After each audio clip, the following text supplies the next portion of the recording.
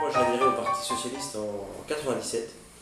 J'étais sympathisant depuis de nombreuses années, mais en 97 c'était la période où Lionel Jospin remportait le Parlement, l'Assemblée nationale, et donc il y a eu un gouvernement de gauche pluriel. Et ce qui m'avait beaucoup intéressé à l'époque, c'était le PACS, puisque c'était dans les propositions de Lionel Jospin. Il y avait le PACS, les emplois jeunes, mais j'ai été, moi, à titre personnel, très sensible sur cette question-là. Voilà pourquoi après j'ai décidé de franchir le pas et de m'engager pleinement, de prendre ma carte parti. Et puis de là, après, j'ai lancé le groupe des jeunes socialistes à Châtellerault, puisqu'il n'y avait pas ce mouvement n'existait pas. En 98, je l'ai lancé. Puis après, j'ai continué à militer. En 2001, donc Joël Tambusson m'a proposé d'être son adjoint au sport, que j'ai accepté. C'était un mandat vraiment très intéressant. Un mandat que vraiment j'ai pris beaucoup de plaisir. On rencontre beaucoup de passionnés dans le sport. Où ça s'est toujours très très bien passé. Et puis voilà, après comment j'ai continué mon parcours politique. Moi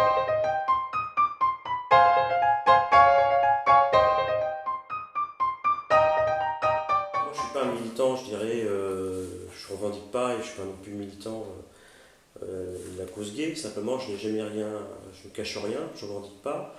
Mais je pense aussi, lorsqu'on veut faire de la politique, il y a un devoir de vérité, sans être dans la revendication. Moi, je n'ai jamais rien caché de ma vie privée. J'ai jamais eu de problème, notamment avec le club de sport, où on pourrait dire des fois que c'est un peu viril ou un peu compliqué. Bien au contraire, lorsqu'il y avait des soirées, j'étais toujours invité et même accompagné sans aucun souci. Parce que j'ai fait le pari de dire voilà, je ne cache rien mais je ne mens pas. On voit beaucoup d'hommes publics, politiques, ou des gens qui ont des responsabilités dans le milieu professionnel, qui mentent, qui ont des doubles vies, et puis finalement ça se retourne contre eux parce que c'est pas très. Au bout d'un moment, les gens s'en aperçoivent, et c'est un petit peu, c'est là qu'on peut être sur le risque de la moquerie. Après, je comprends que c'est très compliqué pour chacun. Il y a aussi la famille, il faut gérer la famille, il faut gérer l'entourage, il ne faut pas mettre sa carrière professionnelle en danger, parce qu'il faut faire évoluer les mentalités. Donc, je pense que justement que le mariage pour tous permettra de faire évoluer les mentalités. Pour moi, c'est le point fort de cette loi qui sera votée.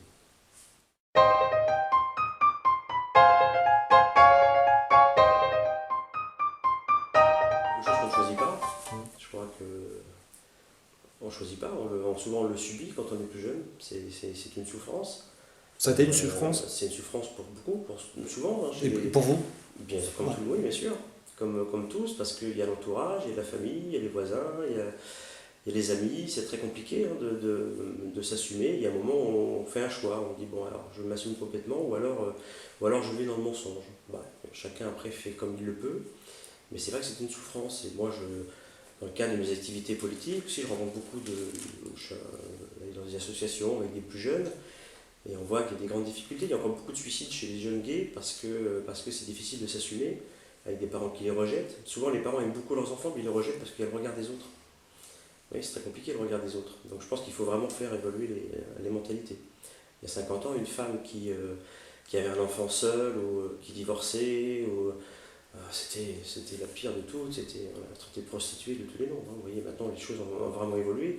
Je pense que là également, le mariage pour tous permettra de faire évoluer les mentalités et de rendre les choses un petit peu plus dans la normalité, tout simplement, même si je peux comprendre que par rapport à certains citoyens, le fait les religions, le fait de l'environnement familial, ça peut être compliqué. Maintenant, on a la chance d'être en France, le pays des droits de l'homme. Mais au contraire, je pense qu'il faut pouvoir accepter tout le monde au sein de notre pays, notre République. C'est un petit peu ce qu'on regardait ce week-end lorsqu'il y avait des jeunes extrémistes là, qui envahissent la mosquée. Pour moi, c'est du même registre. C'est extrêmement choquant. On ne choisit pas d'avoir des parents d'être musulmans, ou d'avoir des parents musulmans, ou d'avoir des parents français issus de l'immigration. On ne choisit pas non plus d'être gay. Simplement, nous ne sommes qu'un, nous sommes dans le même pays, dans la France, et chacun a le droit d'être heureux, de s'épanouir.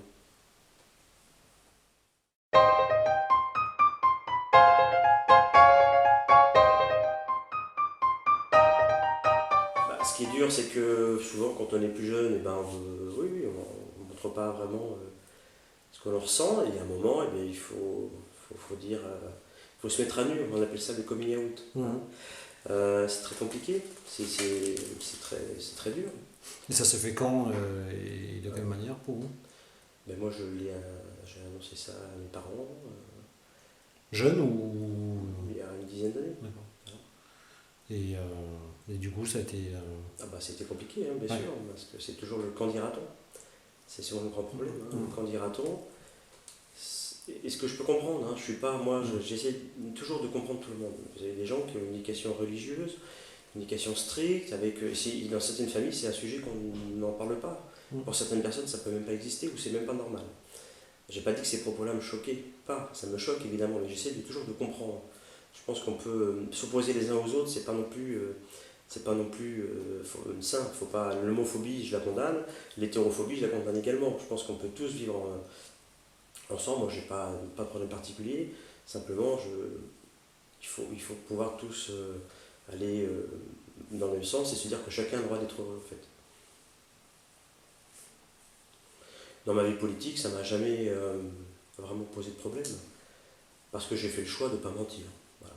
Alors, je suis pas dans la revendication, simplement voilà, je ne mens pas, donc en général les gens savent et je pense qu'on me respecte parce que justement je ne cache pas les choses. Toujours se mettre à la place des gens.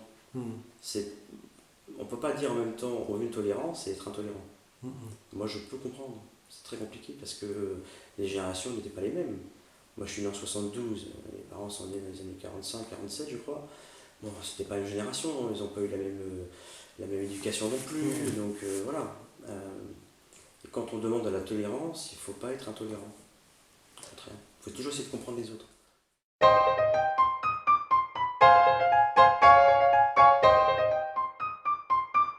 pense que c'est plus compliqué d'être gay quand on est de droite, surtout quand on entend des propos.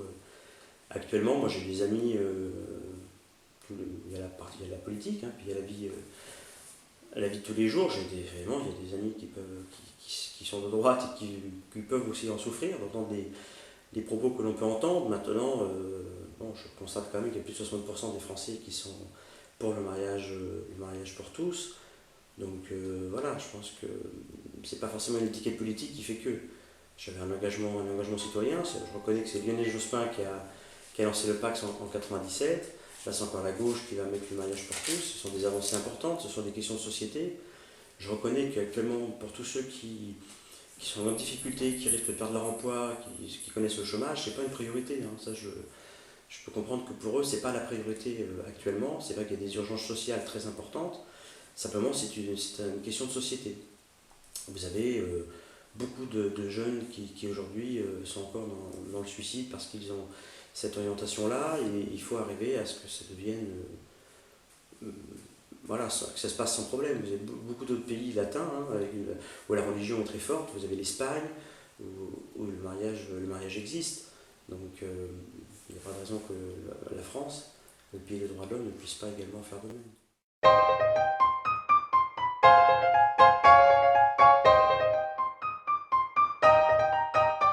Bah, j'en suis convaincu, puisqu'il n'y a pas très longtemps, je me suis entretenu avec Najat Vallaud-Belkacem sur ce sujet-là, puisque vous savez que c'est quelqu'un dont je suis proche, puisque nous avons travaillé beaucoup ensemble auprès de Ségolène Royal.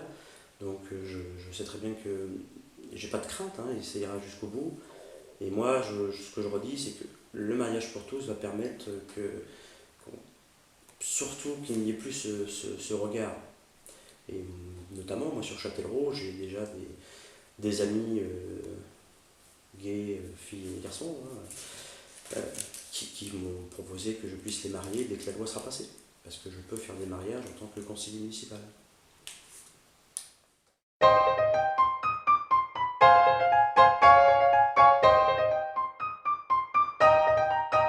crois que ce jour-là, je serais encore plus ému certainement, ou autant ému que les mariés. C'est de se dire,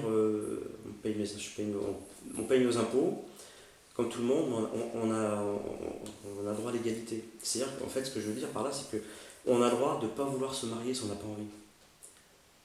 Vous voyez ce que je veux dire? C'est de se dire, voilà, si j'ai pas envie, je ne me marie pas. Actuellement, si la loi fait que si vous avez envie de vous marier, vous ne pouvez pas. Donc c'est se sentir vraiment un citoyen à part entière. Tout en sachant que je peux comprendre que ça peut choquer certaines personnes par rapport à leur culture, leur tradition. Mais ça va permettre de faire évoluer les choses. Des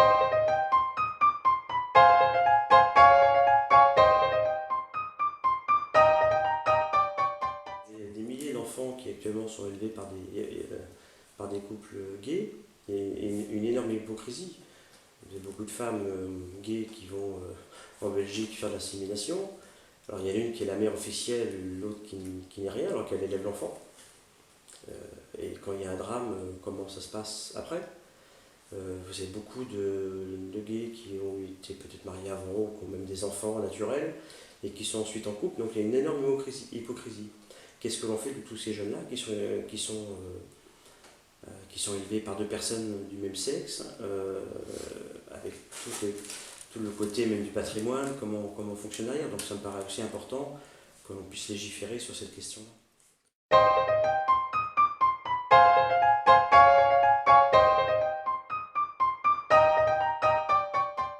Ah, vous savez, un enfant, il a surtout besoin d'amour. Donc après, je pense que ce sont aussi beaucoup les adultes qui se posent beaucoup de questions.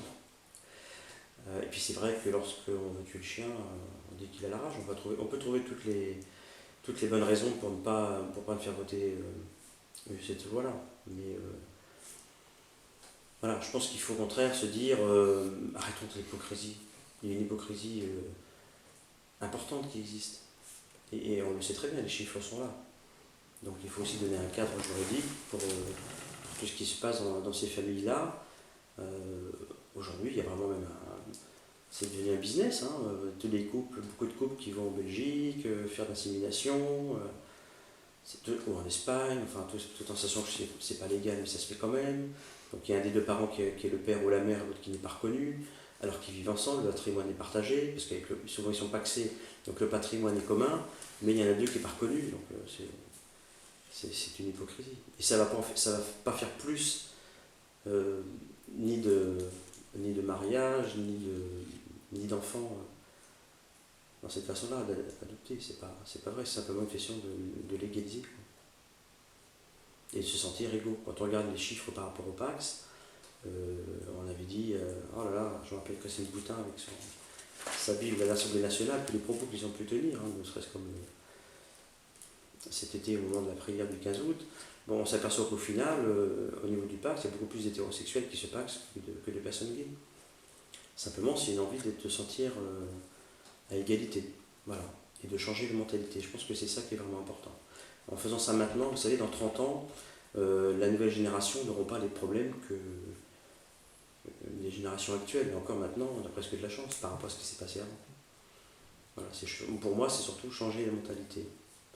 Et qu'on ne dise plus ce n'est pas normal.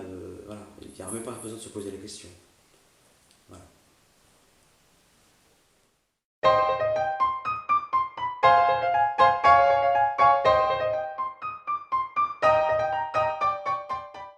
Je n'ai pas de position moi, très arrêtée sur cette question-là. Pour moi, l'important aujourd'hui, c'est aussi l'objet de notre rencontre, c'était le mariage pour tous, avec tout ce que j'ai expliqué tout à l'heure. Et puis après, on verra les choses comment vont se dérouler. Mais déjà, je pense que ça serait déjà tellement un grand pas qui va permettre de changer les mentalités que ce sera quand même une grande joie de se dire voilà, on est citoyen à part entière. Vous savez, moi je rencontre je suis dans beaucoup d'associations, je bouge beaucoup. Et voilà, c'est peut-être un engagement que les gens se connaissent moins de moi, parce que je reste quand même assez. Je ne veux pas tout mélanger, mais je peux vous dire que le fait qu'il y ait le mariage pour tous, ça va soulager même beaucoup de familles. Parce que souvent, il faut penser aussi aux parents. Aux parents qui vivent mal la situation, parce qu'ils ont le regard des voisins, le regard de la famille, des collègues. Et ça va aider aussi à ce qu'il n'y ait plus ce regard. En quoi ça les aidera? Ça les aidera parce que malheureusement, je reprends un terme que je n'aime pas, ça va devenir dans la normalité. Donc quelque chose qui est normal, on ne regarde plus comme c'est fait actuellement. Donc ça va aussi aider tout l'entourage.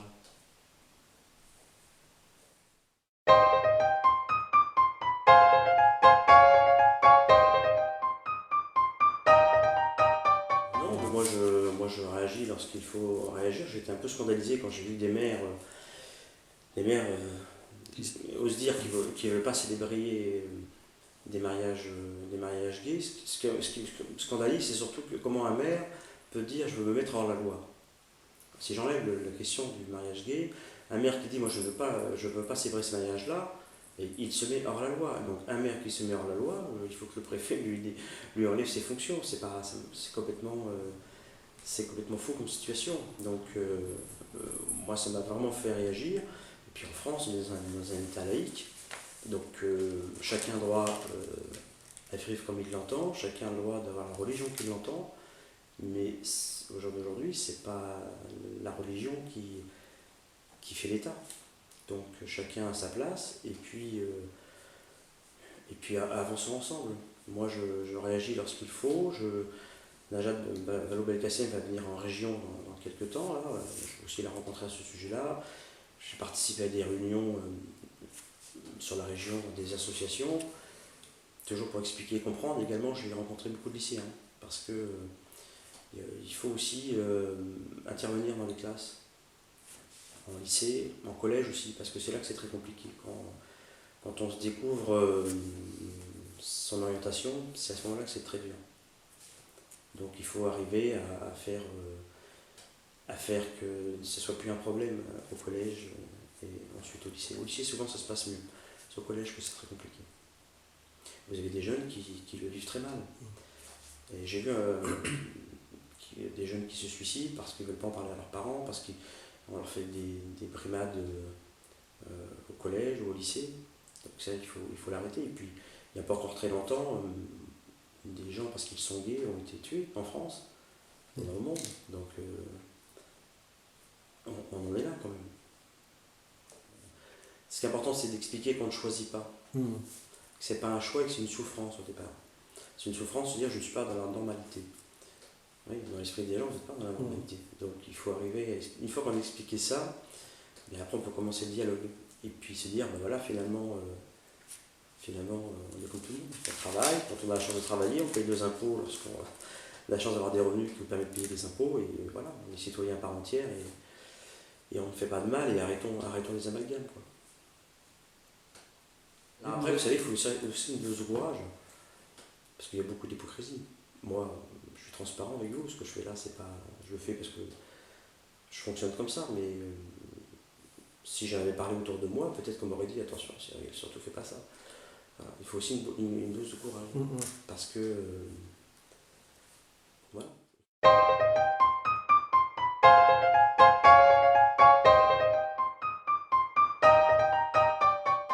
Je les comprends, ce sont des gens qui sont dans la vie publique souvent, qui sont soit dans la politique, soit des responsables d'entreprise, des gens qui ont des situations, comme on dit, à responsabilité, et qui se cachent parce qu'ils ont peur que ça puisse nuire à leur carrière.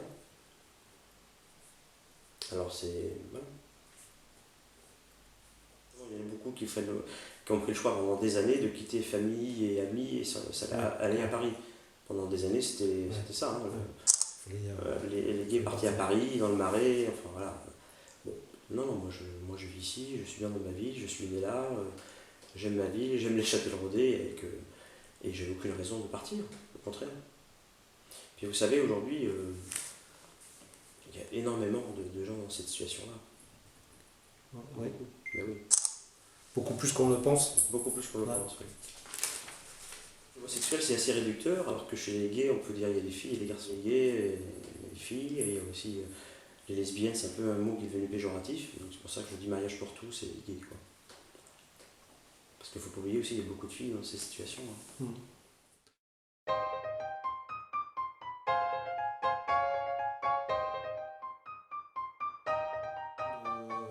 Non, parce que c'est une minorité d'hommes politiques ou de gens d'église qui veulent se faire, qui veulent faire parler d'eux. Moi, ce qui me rassure, c'est quand on voit que les Français, à plus de 60%, sont favorables. Et voilà, après, vous savez, la bêtise, il ne faut pas lui accorder plus d'importance. Après, vous ne pouvez rien faire contre des gens qui disent n'importe quoi. On pourrait toujours reprendre argument contre argument ou devenir aussi intolérant. Je pense que ce n'est pas la bonne voie.